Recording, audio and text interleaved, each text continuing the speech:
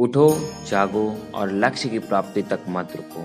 यह वाक्य सुनते ही हमारे मस्तिष्क में स्वामी विवेकानंद जी की तस्वीर आती है। वह हमारे समाज के एक बहुत ही महान व्यक्ति थे। उनके द्वारा कहे गए शब्द, उनके विचार आज भी हमारे जीवन में बहुत महत्व रखते हैं और वो हमेशा हमारा मार्गदर्शन करते हैं। लेकिन मित्रों, क्या उनकी गाथाएं गाने से ही हमारा जीवन सफल होगा? नहीं। मेरी बातें आपको कड़वी लग सकती हैं, लेकिन मित्रों, हमारे समाज में स्वामी विवेकानंद ही नहीं और भी जो महान व्यक्ति हुए थे, उनके लिए यह जरूरी नहीं था कि आप उनकी गाथाएं गाएं, बल्कि उनके लिए महत्व इस बात का था कि उनके द्वारा स्थापित आदर्श, उनके द्वारा दिए गए उपदेशों से आप कुछ सीख सकें और अपने जीवन में उन्हें अप्लाई कर सकें और अपने जीवन के साथ साथ जन कल्याण के जीवन को भी बेहतर बनाने में अपने हिस्से का जरूरी योगदान दे सकें। तो मित्रों, इन्हीं की भी महान गाथा गाना गलत नहीं है, मैं उसका कतई विरोध नहीं करता, लेकिन सिर्फ गाथाएं गाना और उनसे बिना कुछ सीखे, बिना कुछ अपने ऊपर अप्लाई करने, ऐसे ही न्यूट्रल रहना, वो गलत है। मित्रों, स्वामी विवेकानंद ने समाज के लिए, खासकर यूथ के लिए बहुत उपदेश दिए हैं। उन्होंने 12 अग्नि मंत्र दिए थे जो कि बहुत ही महत्वपूर्ण है। मित्रों, वो आज हम इस वीडियो में उन 12 अग्नि मंत्रों के बारे में सीखेंगे और समझेंगे कि आखिर वो क्या कहना चाहते थे, उनका हमारे जीवन के लिए क्या उपदेश था। तो आइए शुरू करते हैं पहले अग्नि मंत्र से। अग्नि मंत्र 1। इस अग्नि मंत्र में स्वामी विवेकानंद हमारे अंदर छुपी हुई शक्ति के बारे में हमें जागरूक करना चाहते हैं। वो कहते हैं कि हे सखी, तुम क्यों रो रहे हो? विश्व की हर एक शक्ति तो तुम ही में है। तुम अपने स्वयं को विकसित तो करो। देखो, तीनों लोग तुम्हारे पैरों के नीचे है। तुम्हारे पास आत्मा की प्रबल शक्ति है, इसलिए डरो मत। तुम्हें डरने की कोई आवश्यकता नहीं है। अग्नि मंत्र 2। इसमें वो हमारे सामने हमारे विरोधियों को पस्त करने के बारे में बात करते हैं। वो कहते हैं कि यदि तुम लोग कमर कसकर अपने लक्ष्य को पाने के लिए जुट जाओ तो छोटे मोटे की तो बात ही क्या, बड़े से बड़े दिग्गज बह जाएंगे। तुम केवल एक हुंकार मात्र से इस दुनिया को पलटने का सामर्थ्य रखते हो। आप जो भी कर रहे हो यह तो उसका केवल प्रारब्ध है, इसलिए किसी के साथ विवाद नहीं करो। हिल मिल कर रहना सर्वोत्तम है। यह दुनिया भयावह है और किसी पर भी विश्वास नहीं है, ऐसा सोचना उचित नहीं है। डरने का भी कोई कारण नहीं है। आप जिस दिशा में जा रहे हो, इस दृढ़ संकल्प के साथ जाओ कि ईश्वर आपके साथ है। इस संकल्प मात्र से ही आप ऐसे कार्य कर पाओगे कि आप स्वयं आश्चर्यचकित हो जाओगे। फिर भय किस बात का है? भय नहीं होना चाहिए। आप अपना हृदय वज्र जैसा बनाओ और अपने कार्य में जुट जाओ।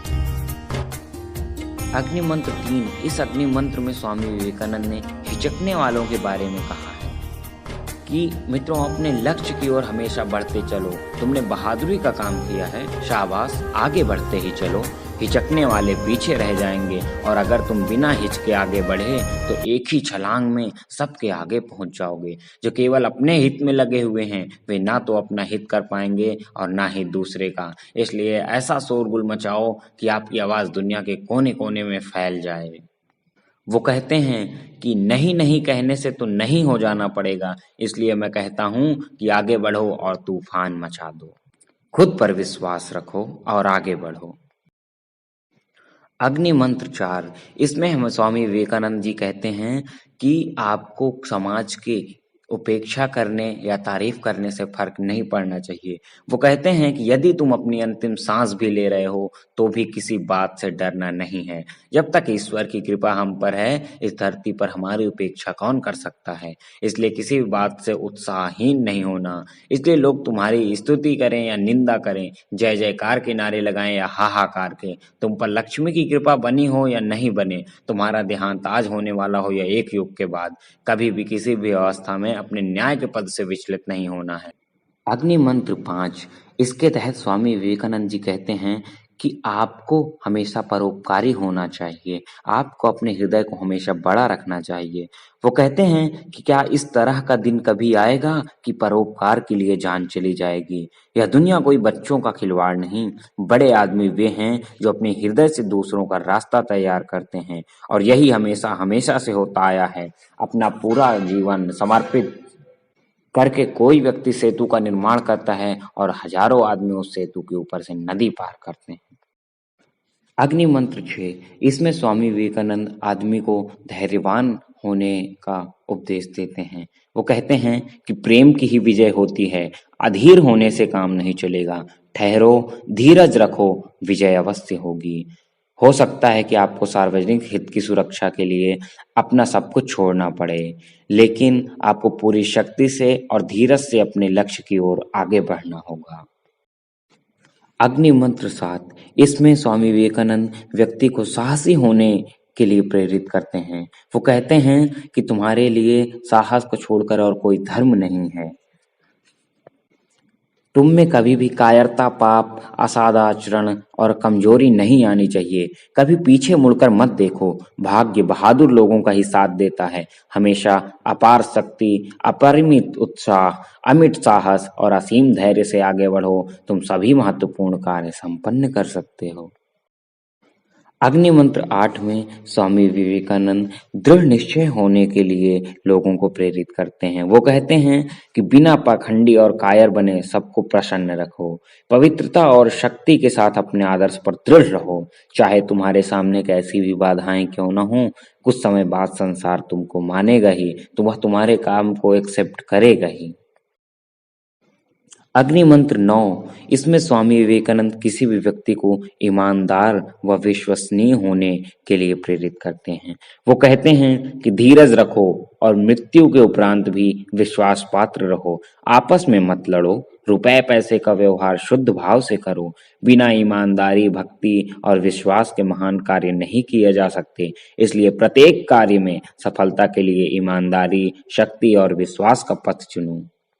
अग्नि मंत्र 10, इसमें स्वामी विवेकानंद व्यक्ति को टाल मटोल की आदत को छोड़ने के लिए कहते हैं। वो कहते हैं कि किसी काम को न टालो। कोई भी चुनौती आने पर उसे टालने की कोशिश ना करो, क्योंकि अगर आपने उस काम को टाला तो उससे आप किसी बड़ी उपलब्धि से वंचित रह सकते हैं। इसलिए टालने की प्रवृत्ति छोड़ो और प्रत्येक कार्य में ईश्वर को खोजने की कोशिश करो। वह आपके इर्द गिर्द ही कहीं नजर आएगा। अग्नि मंत्र 11, इसमें स्वामी विवेकानंद आज के समय में सबसे प्रचलित वाक्य आत्मनिर्भर होने के लिए उपदेश देते हैं। वो कहते हैं कि परावलंबी न रहो। दूसरों पर निर्भर रहना कभी भी बुद्धिमानी नहीं होती। बुद्धिमान व्यक्ति को अपने ही ऊपर दृढ़ता से खड़े रहकर कार्य करना चाहिए। यही लक्ष्य प्राप्ति का एक प्रमुख मंत्र है। अग्नि मंत्र 12, इसमें स्वामी विवेकानंद किसी भी व्यक्ति को सहयोगी होने की बात कहते हैं। आप सभी के लिए सहयोगी बनो। किसी को उसकी योजनाओं में हतोत्साहित नहीं करो। आलोचना की प्रवृत्ति को पूरी तरह छोड़ दो। यदि कोई सही मार्ग पर अग्रसर हो रहा है तो उसकी आलोचना नहीं करो, बल्कि सहायता करो। और यदि उस मार्ग में या उस कार्य में कोई गलती नजर आए तो नम्रता पूर्वक उस गलती के प्रति उसे सजग करो। दूसरों की आलोचना ही सब दोषों की जड़ है। मित्रों, यह थे स्वामी विवेकानंद द्वारा दिए गए 12 अग्नि मंत्र।